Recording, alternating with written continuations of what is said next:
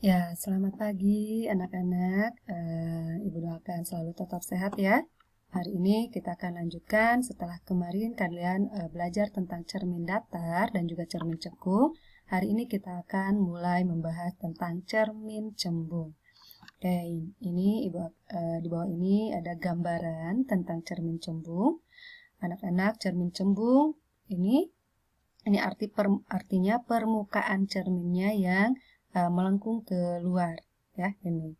Kalau kemarin cermin cekung berarti permukaan cerminnya yang melengkung ke dalam. Nah, sama seperti cermin cekung, cermin cembung pun punya beberapa bagian. Ini ada bagian depan cermin, berarti di sini permukaan yang mengkilapnya, dan di sini ada belakang cermin. Kemudian ada titik fokus, ada titik jari-jari kelengkungan. Titik jari-jari kelengkungan ini adalah titik yang kalian gunakan untuk membuat lengkungan cermin ini. Jadi misalnya ada cermin cembung dengan kelengkungan cermin 10 cm, maka kalian membuat titik dari titik O ini ke titik M 10 cm, baru meletakkan jangka di sini sejauh 10 cm dan membuat lengkungan oleh jangka. Jadilah cermin cembung yang memiliki titik fokus 5 cm atau memiliki titik fokus memiliki jari-jari kelengkungan 10 cm. Nah, seperti cermin cekung, cermin cembung juga memiliki beberapa ruangan. Ini ada ruang 1 antara O dan F, ruang 2 antara F dan M, ruang 3 ini di belakang M. Juga ruang 4 ini di depan cermin.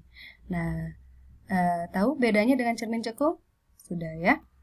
Oke, kalau kemarin cermin cekung, ruang 1, ruang 2, ruang 3-nya ada di belakang cermin, di depan cermin, ruang 4-nya ada di belakang cermin. Yang cermin cembung, ini kebalikannya. Nah, anak-anak lihat di sini titik F-nya ada di belakang cermin. Dengan demikian, cermin cembung itu kita sebut dengan cermin negatif. Karena titik F-nya ada di belakang cermin. Titik fokusnya bernilai negatif. Oke. Berikutnya kita akan membahas sinar-sinar istimewa pada cermin cembung. Sama seperti pada cermin cekung, sinar istimewa pada cermin cembung itu terdiri dari 3. Yang pertama, sinar datang sejajar sumbu utama dipantulkan seolah-olah. Nah, ada kata seolah-olah. Berasal dari titik fokus. Jadi, ini ada permukaan cermin, depan cermin, kemudian di sini ada sinar datang sejajar sumbu utama, maka sinar akan dipantulkan seolah-olah sinar ini berasal dari titik fokus. Nah, ini. Nah, pakai kata seolah-olah karena fokusnya ada di belakang cermin. Sinar yang kedua, sinar datang yang menuju titik fokus dipantulkan sejajar sumbu utama. Sinar datang yang seolah-olah menuju titik fokus, ini sinar datang menuju ke cermin, yang seolah-olah menuju titik fokus ini, maka ketika mengenai cermin, dia akan dipantulkan sejajar sumbu utama. Kemudian yang ketiga, sinar datang menuju titik pusat kelengkungan cermin seolah-olah dipantulkan berasal dari titik pusat kelengkungan tersebut. Sama seperti cermin cekung ya. Jadi ketika sinar datang ini seolah-olah menuju titik kelengkungan, maka akan dipantulkan kembali seolah-olah berasal dari titik kelengkungan pula. Nah, itu adalah 3 sinar istimewa pada cermin cembung. Kita coba contohkan bagaimana jalannya sinar istimewa atau bagaimana sinar-sinar istimewa tersebut bisa membentuk bayangan pada sebuah cermin. Di sini ada sebuah cermin cembung. Ini permukaan yang mengkilapnya ya, depan cerminnya. Kemudian ini titik fokusnya, ini jari-jari kelengkungannya. Kemudian kita meletakkan benda setinggi tanda panah ini di depan cermin. Nah, kita akan menggunakan beberapa sinar istimewa. Yang pertama, ada sinar datang. Ini sinar datang ini harus mengenai benda. Sinar datang sejajar sumbu utama, maka dia dipantulkan seolah-olah berasal dari titik fokus. Nah, ini. Kemudian, sinar istimewa yang kedua, menggunakan sinar istimewa ya, nomor 3, yaitu sinar datang harus mengenai benda. Nah, yang seolah-olah menuju titik kelengkungan, ini titik M, maka dia akan dipantulkan kembali seolah-olah berasal dari titik kelengkungan itu. Nah, ini. Nah, sekarang kita lihat, di sini ada titik potong antara sinar-sinar pantul yang pertama dan sinar pantul yang kedua. Di titik potong inilah maka terbentuk bayangan tersebut terbentuk. Nah, sekarang kita lihat sifat bayangannya itu bagaimana. Yang pertama, karena dia ada di belakang cermin, maka dia sifatnya maya. Kemudian, arahnya juga dia tegak, sama tegak dengan benda, tidak terjungkir. Kemudian ukurannya kita lihat lebih kecil dibandingkan bendanya. Maka sifat bayangan yang terbentuk ialah maya, tegak, diperkecil. Oke. Anak-anak, ini adalah beberapa perbedaan antara cermin cekung dan juga cermin cembung. Yang pertama, cermin cekung itu permukaan cerminnya cekung, artinya melengkung ke dalam. Dan cermin cembung, permukaan cerminnya itu cembung, melengkung keluar. Kemudian cermin cekung ini bersifat konvergen, artinya dia mengumpulkan sinar. Sedangkan cermin cembung bersifat divergen, dia menyebarkan sinar.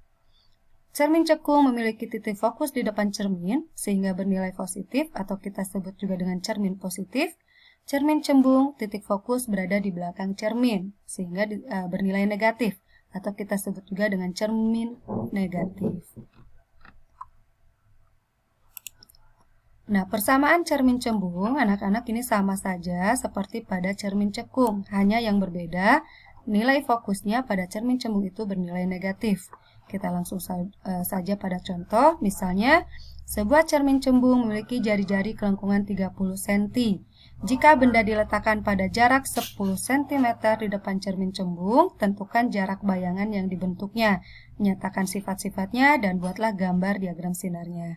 Oke, di sini kita ketahui jari-jari kelengkungan 30 cm. Karena jari-jari kelengkungan ini adalah setengah 2 kali dari fokus, maka kita tahu jarak fokusnya adalah setengah dari 30, yaitu 15 cm. Kemudian dia diletakkan pada jarak 10 cm di depan cermin cembung. Berarti jarak bendanya adalah 10 cm. Kita masukkan rumusnya 1/F sama dengan 1/S ditambah 1/SI atau 1/S aksen. Nah, lihat anak-anak, di sini fokusnya bernilai negatif. Berarti 1/-15 sama dengan 1/10 ditambah 1/S aksen. Nah, untuk mencari S aksen, maka kita samakan yang memiliki angka 1/-15, 1/10-nya pindah ruas, dikurangi 1/10. Sama dengan 1/S aksen. Nah, kemudian kita samakan dulu penyebutnya, angka yang bisa membagi 15 dan juga 10. Kita gunakan 30. 30 dibagi negatif 15 adalah negatif 2. 30 dibagi 10 adalah negatif 3. Maka negatif 2 dikurangi 3 adalah negatif 5/30. Atau karena kita mencari S aksennya dikali silang, maka ketemu S aksen adalah 30 dibagi negatif 5. Hasilnya adalah negatif 6. Nah, bagaimana perbesaran bayangannya? Kalau perbesaran ini tidak ada tanda negatif, anak-anak, ini tandanya mutlak. Jadi tidak ada perbesaran yang negatif sekian. Tidak ya. Jadi tinggal dimasukkan X aksen per S. Tadi ini min 6, S aksennya, jarak bayangannya, S-nya jarak bendanya adalah 10. Maka bayangan yang terbentuk itu diperbesar 0,6 kali. Diperbesar 0,6 kali. Jadi kalau awalnya tingginya 1, maka tinggi bayangannya adalah 0,6 dikali 1. Berarti 0,6. Atau sama saja dengan bayangan ini lebih kecil. Karena angkanya di bawah 1 lebih kecil. Bayangan tersebut lebih kecil dibandingkan bendanya. Nah, ini adalah jalannya sinar. Tadi ini aja cermin cembung dengan jari-jari kelengkungan tadi 30. Jadi kalian membuat lengkungan cermin ini dengan jangka, jarak dari titik O ke M ini 30 atau boleh diperkecil membuat perbandingannya. Kemudian meletakkan benda dengan jarak 10 cm dari cermin cembung. Baru kalian menggunakan sinar istimewa. Di sini ada sinar istimewa yang pertama dan sinar istimewa yang ketiga. Jadi sinar datang sejajar sumbu utama dipantulkan seolah-olah berasal dari titik fokus.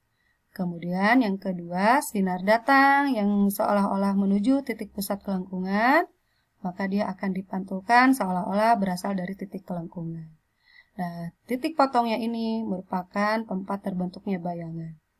Nah, bayangan yang dihasilkan itu sama, yaitu maya karena ada di belakang cermin, kemudian tegak, sama kayak benda arahnya, dan juga ukurannya diperkecil.